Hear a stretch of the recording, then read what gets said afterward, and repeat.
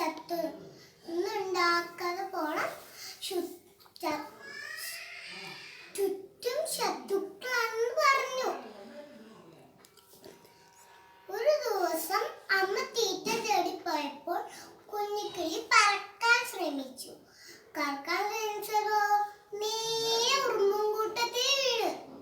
ഉറുമ്പുംകൂട്ടത്തിൽ വീണപ്പോഴോ കുഞ്ഞിക്കിളീന്റെ ഒച്ച അമ്മ കേട്ടപ്പോൾ ഓടി വന്നമ്മ പറഞ്ഞു, എന്തിനാ കൊത്തെടുത്തു. എന്നിട്ട് ഓമനിച്ചു.